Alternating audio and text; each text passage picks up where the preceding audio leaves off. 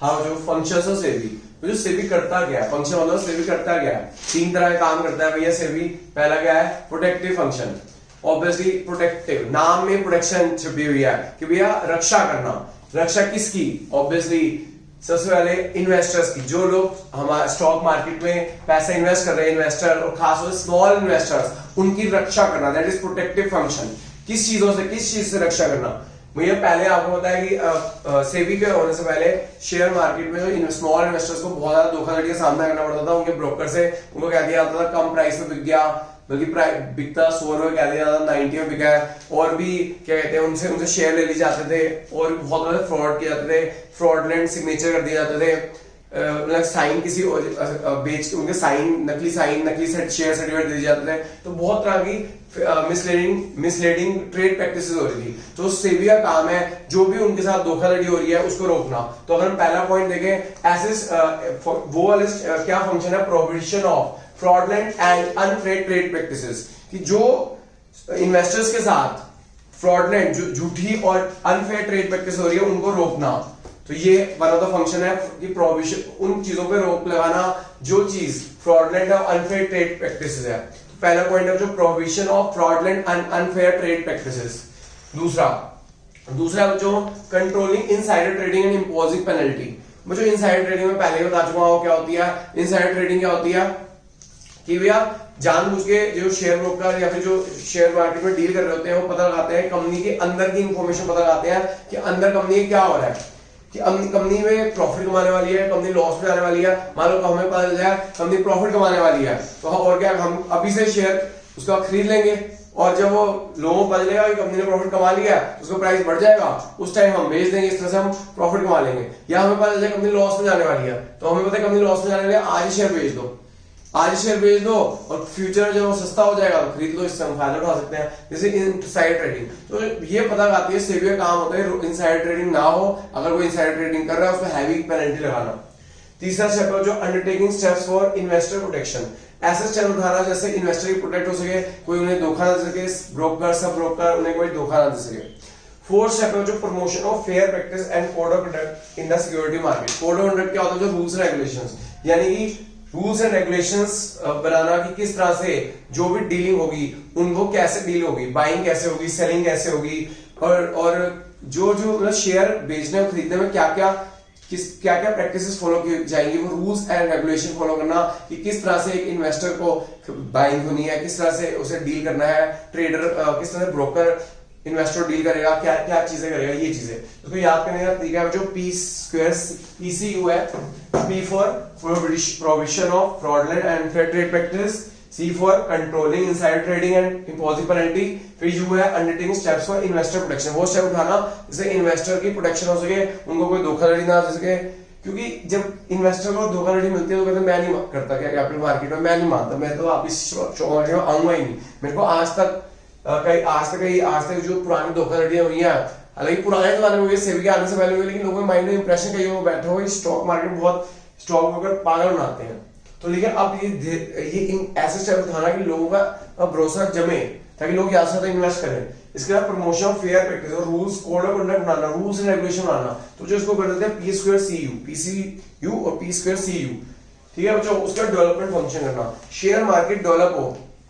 आपको पता है आज तो टेक्नोलॉजी, रोज नई टेक्नोलॉजी चेंज हो रही है। कभी आपको पता है पहले जमाने में ऐसे नहीं होता, रोज कभी यूट्यूब आ गया, व्हाट्सएप आ गया, टेलीग्राम आ गया, तो ऐसी ही हम पहले टीचिंग बोर्ड पे करते थे, अब टीचिंग क्या हो रही है, आपके सामने वीडियो से हो रही है, या फिर जूम पे हो रही है, गूगल मीट पे हो रही है। हमें भी नहीं पता था ये जूम और गूगल मीट क्या होते हैं, हमें भी तो आप लोग बच्चों ने सिखाया। तो इसी तरह शेयर मार्केट में भी रोज नई डेवलपमेंट होती है, रोज नए तरीके ट्रेडिंग के बदल रहे हैं, एक अभी रोज नई टेक्नोलॉजी आ रही है। तो क्या जरूरत है कि इन इंटरमीडिएट्स की ट्रेनिंग करने की जरूरत है कि भैया आज ये नई चीज आ गई है, उनको सिखाने की जरूरत है। तो सेबी का ये फंक्शन होता है कि जो नए लॉज आ रहे हैं, नई टेक्नोलॉजी आ रही है, तो इन इंटरमीडिएट्स को समझाने की जरूरत है, इनकी ट्रेनिंग देने की जरूरत है ताकि उनको समझ आ जाए। जैसे हमें भी आप लोगों ने ट्रेनिंग दी हुई है, जूम पे क्लास ले सकते हैं, बट रोज बच्चे बताते हैं कि सर ये फंक्शन इसका है। तो इसी तरह स्टॉक मार्केट में इंटरमीडिएट्स को समझाते हैं कि ये लॉज आ गए हैं, ये आपको हम ये ट्रेनिंग उनको दिलवाते हैं इंटरमीडिएट्स को, ताकि उनको दिक्कत ना आए। इसके अलावा जो इनका काम है research paper, conducting research and publishing information useful to all market participant. ये कई तरह की रिसर्च करवाती है सेबी, शेयर मार्केट इन कारणों से बढ़ती है, इन कारणों से घटती है, और उनको ताकि लोगों को एजुकेशन मिले, उनको कोई दिक्कत ना आए। तो इनका दूसरा फंक्शन क्या है कि रिसर्च कराना और पब्लिश करना इंफॉर्मेशन कि वह शेयर मार्केट इन कारणों से बढ़ी, इन कारणों से घटी, ये बुल रन है, बियर रन है, बुल रन तेजी का रन इस टाइम आता है, बियर रन ऐसे आता है, ताकि लोगों में इंफॉर्मेशन आए, मार्केट पार्टिसिपेंट ज्यादा अवेयर हो। अगला step, undertaking measures to develop capital market. Capital market develop करना, ऐसे स्टेप उठाना ताकि लोग एजुकेट हो, लोग ज्यादा से ज्यादा हमारे कैपिटल मार्केट शेयर मार्केट में इन्वेस्ट कर सके, क्योंकि लोगों के माइंड में ये है ये सट्टा बाजारी है, यहाँ पे क्या होगा, लोगों को बताना कि ये सट्टा बाजारी नहीं है, अगर आप ढंग से सोच समझ के इन्वेस्ट करोगे तो आप इसमें लॉन्ग टर्म के लिए इन्वेस्ट करोगे तो आप प्रॉफिट में आओगे। तो इस तरह से स्टेप उठाना कैपिटल मार्केट में डेवलप हो सके। एंड लास्ट जो रेगुलेटरी फंक्शन, तो तीसरा फंक्शन है जो रेगुलेटरी फंक्शन, यहाँ पे डेवलपमेंट फंक्शन को याद कर लेना, TCU for T for training of intermediates of security market, C for conducting research and publishing information useful all market participant, CU undertaking measures to develop capital market. मुझे इसके mind में थोड़े point रहेंगे, आप लिख दोगे, आपको नंबर मिलते हैं।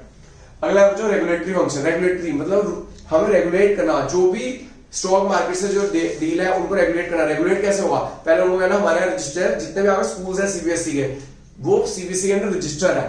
अगर उनको धमकी दी जाती है, अगर तुम हमारी बात हमारे जितने स्कूल्स हैं उनको ना सीबीएसई तरफ से इंस्ट्रक्शन दी जाती है आपको ये पढ़ाना है, अगर आप हमारी बात नहीं मानोगे तो आपको रजिस्ट्रेशन कैंसिल कर देंगे, तो उनको सारे स्कूल्स को सीबीएसई को फॉलो करना पड़ता है। इसी तरह सेबी ने कहा है जो भी आप स्टॉक मार्केट में डील करते हो आप तभी डील कर सकते हो अगर आप रजिस्टर हो, अगर आप रजिस्टर नहीं होंगे तो हाँ तो आपसे कोई डील नहीं करेगा। तो उन्होंने सबके लिए मैंडेटरी कर दिया कि पहले भैया हमारे पर रजिस्ट्रेशन करा लो, ताकि हम देखते रहे कौन गड़बड़ी तो नहीं कर रहा, अगर कोई गड़बड़ी कर रहा है उसको रजिस्ट्रेशन कैंसिल कर देंगे, उस पर हैवी पेनल्टी लगा देंगे ताकि वो गड़बड़ी ना कर सके। तो अगर वो सेबी के अंडर रहेंगे तो कुछ भी गड़बड़ होती है तो कोई भी बंदा सेबी पे कंप्लेन कर सकता है और उसके खिलाफ एक्शन लिया सकते हैं, उसका पेनल्टी लग जाएगी, उसको काम नहीं करने दिया जाएगा। तो किस किस को रेगुलेट करना है, आप देखिए जो रजिस्ट्रेशन उन्होंने कह दिया, सेबी कहती है जो अगर जो ऐसा ब्रोकर ऐसा सब ब्रोकर काम करना चाहता है उसे शेयर मार्केट में हमें रजिस्ट्रेशन करानी पड़ेगी, ताकि अगर वो गड़बड़ी कर रहा हो हम उसे पकड़ ले, उसकी रजिस्ट्रेशन कैंसिल भी हो सकती है।